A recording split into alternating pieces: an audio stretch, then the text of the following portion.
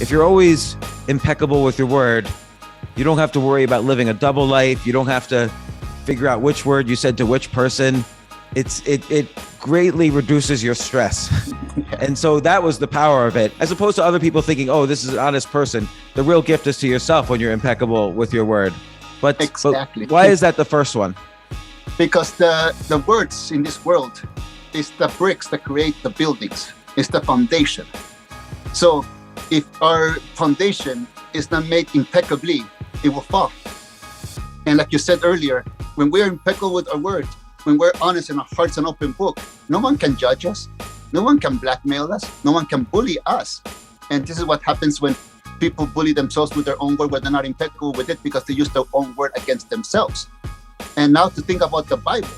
First was the word, and the word was with God, and the word was God. And God represents creation. In the Toltec tradition, the words create stories. The words create illusion. The word create dreams.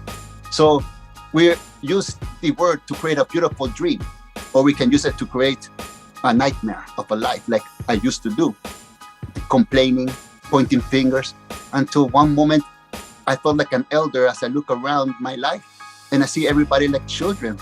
And like my stepmama Gaia, before she passed away, she mastered something in her life to love everybody like they were their own children. And then I challenged myself, could you imagine, Jose, loving everybody like they were your own brothers and sisters, no matter what they're dreaming?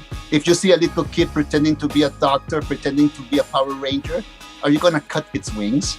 You know, it's interesting. You use the analogy also of how humans are like magicians. And so when they say words, it's like they're casting spells.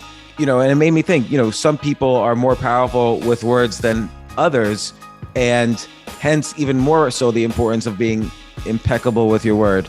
And it's really true that words are the way we convince each other. Words are the way we convince ourselves. Words are the way we tell stories that create these realities for people.